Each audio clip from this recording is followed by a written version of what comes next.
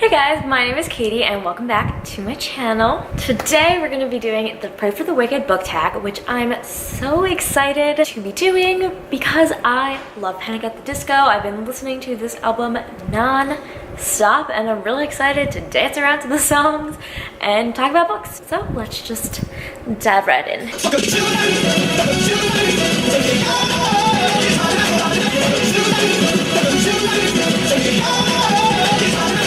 Okay, and for this one, there are two different questions that you can do. It's a book that you didn't expect to like but did, or a not so great book that had a silver lining that kept you hooked. And I'm going to go with the first question, a book that I didn't expect to like but did, and that is going to be Rebel of the Sands by Alwyn Hamilton. I randomly picked this book up on Amazon before I was on BookTube, but really I just went on Amazon and found random books. So this one seemed interesting. It's kind of like a mix between like a Middle Eastern desert type tale, but also like a Western gunslinging type tale. Amani lives in the back desert of her country and is in a poor village. Her skill is that she's a sharpshooter, and basically all that changes when she meets Jin, who is a foreigner and a charismatic outsider, and the perfect way for her to escape from her boring town. And basically from there, madness ensues. So I had randomly picked up this book and then I didn't touch it for a while. And then I was at the beach with my friend and I'm like, oh, I have this book, like I should just bring it and read it. And I started reading and I did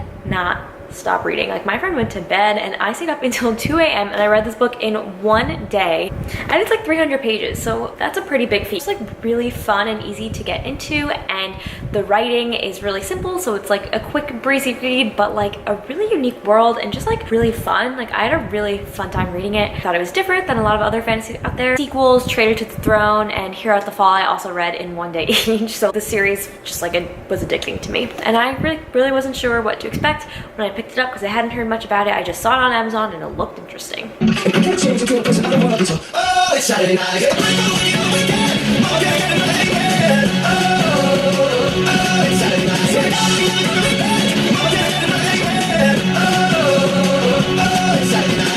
So this question again has two different options. It's either a book that you were thankful was over or a book you could spend all Saturday night reading. Well, I'm gonna answer both of these questions with books from the same series. For a book that you could spend all Saturday night reading is a book that I'm pretty sure I did spend all Saturday night reading, and that is Outlander by Diana Gabaldon. We follow Claire, who's a World War II nurse. She's on a honeymoon in the Scottish Highlands with her husband when she gets transported back in time to the 1740s through this ancient Scottish ruin, and she has to learn how to survive in the brutal clans of the time. I picked up this book and I was instantly hooked when I read it. I'm pretty sure I was in school and I just spent like all day Saturday and all night Saturday reading this book because I was like, oh my god, I need to know what happens. The TV show is also amazing. However, for a book that you could not wait until it was over, written in my heart's own blood by Diana Gabaldon, which is the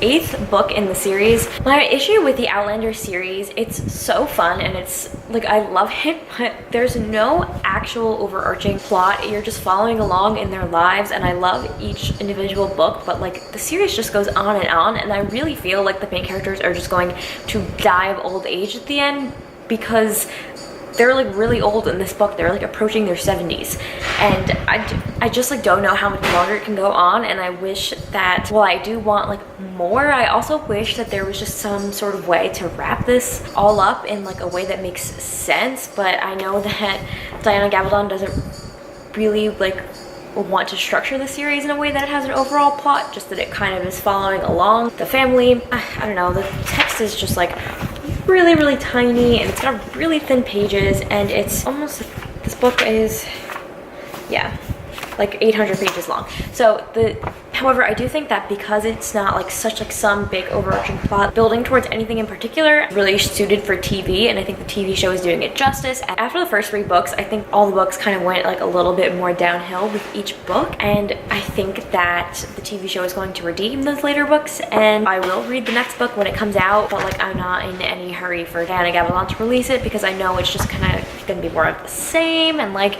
that's a lot of stress for some people to go through in one lifetime. It's like, give them a break.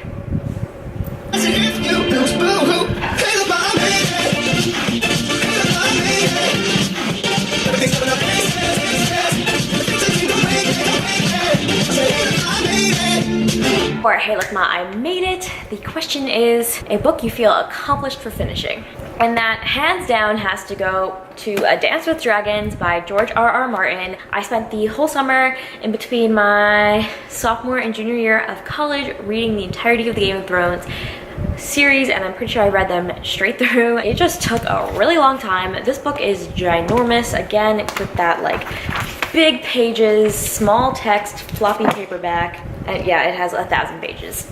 So this was a feat to finish, but I'm so happy that I'm finally caught up on the Game of Thrones books, and I really need to know when The Winds of Winter are coming out because the TV show is gonna ruin the ending for the books. So, but I still want to read the books because they're sufficiently different from the TV show at this point. But yeah, these books are giant and they take a long time to read.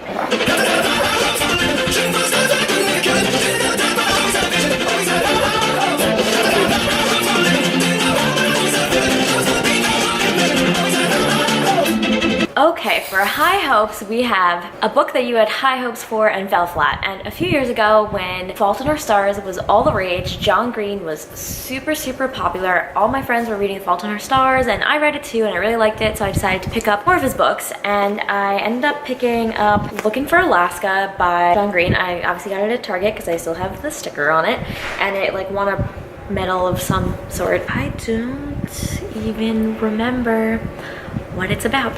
And I was reading this book, I remember like years ago, and I wasn't into it, and it fell behind my bed and I just never went to get it out. So it's really like, I don't remember what happens. I wasn't drawn into the story, I wasn't feeling it, and I had high hopes for it because I really liked The Fault in Our Stars, but I obviously just gave up on it. So yeah, that was disappointing.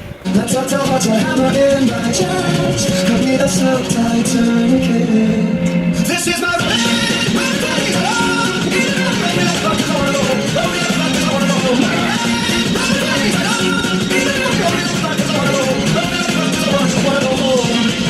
So for Roaring Twenties, the question is a book that makes you feel nostalgic. For this one, I have two books by the same author. We have the pretty well-known Ella Enchanted by Gail Carson Levine, and my personal favorite, The Two Princes of Bamor by Gail Carson Levine. So I was introduced to them, I think, because the movie for Ella Enchanted was coming out. This is basically a retelling of Cinderella, where Ella Frell has a curse on her where she must obey any order given to her, so like, that can obviously lead to some trouble. And it was just so cute, and I loved the movie, but I think I loved this book even more because they did change some things in the movie.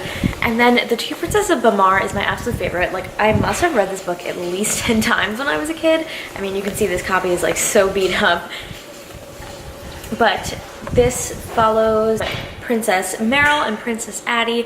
Princess Meryl, she's really outgoing and she dreams of fighting dragons and protecting her kingdom, and she is the heir to the throne. And then we have Princess Addie, who's more introverted and shy, and she prefers to just stay home. However, when Meryl catches the plague that is swept through the kingdom that has no cure, meek Princess Addie was set out on a mission to save her sister, and she encounters dragons and unknown magic. And this book was so much fun. I remember how much I loved it, and I would just reread it over and over again, and it just makes me so nostalgic for my childhood.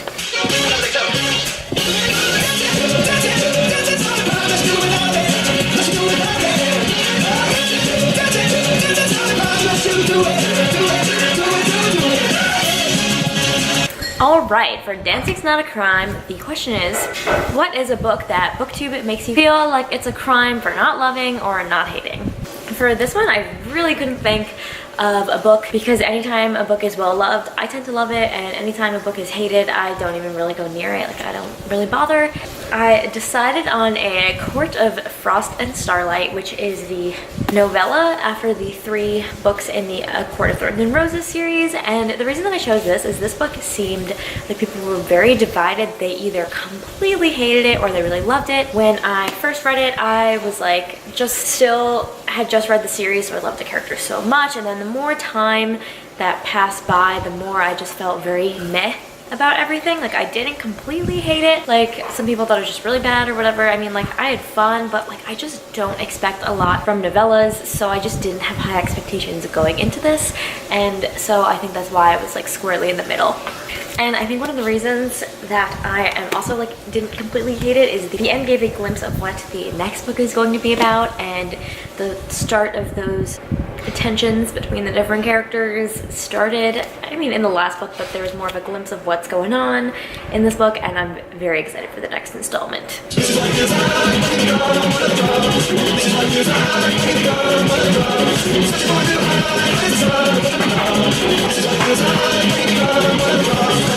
For One of the Drunks, the question is a book that got you so book drunk it left you with a book hangover. And really for this question I could go with any Sarah J Maas book, especially A Court of Mist and Fury, but I think my official answer is going to be Empire of Storms, because this book, I mean, you can just see how many tabs I had. Like, I just read this series straight through. I have a vlog where I read the entire series. You can check that out. And I literally could not stop reading. And when I got to the end of this book, I was floored. I was speechless. And I'm like, how am I supposed to recover from a book that plays like my emotions like that? And that's probably how I'm going to feel after Kingdom of Ash. It's probably going to utterly destroy me. So, can't wait.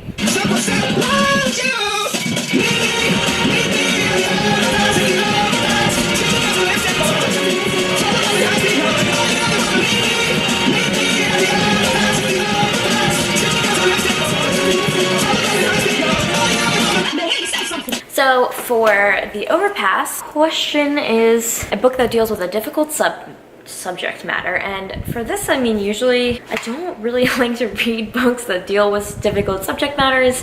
I read for escapism, so it's usually a lot of fantasy, so not too much like sad books, but I do sometimes read adult fiction, and that will have a difficult subject matters weaved into the book. So I read The Valley of Amazement by Amy Tan about 2 years ago because my grandma just gave me her copy. She said it was really good, and this follows Violet, who is an American madam of the city's most exclusive courtesan house in Shanghai 1912, so a really cool setting. What happens is she's separated from her mother and she's forced into the life of being a courtesan, and it's basically spans 40 years and is her entire life story.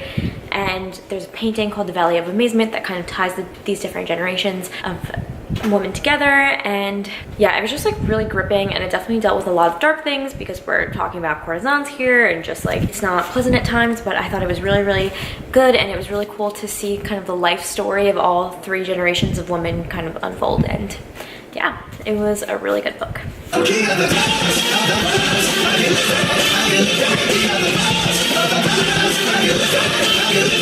For King of Clouds, the question is a book that you go to pick up when you're feeling down. There's a lot of books that I can pick for this one, but the one that I most recently have been going to is A Court of Mist and Fury by Sarah J Maas. I am literally like peak fangirl level for Sarah J Maas. Like, I just, something about her books and her characters, and I don't know, but this book is just, it's absolutely amazing. And even if I don't pick it up for a full reread when I'm feeling down, I do pick up this book and read through my favorite moments when I'm either if I'm like bored, or if I'm just like, sometimes I just get in the mood to like reread the best parts of this book because they're so good. And yeah, I read this book in like April, and I've been completely obsessed ever since.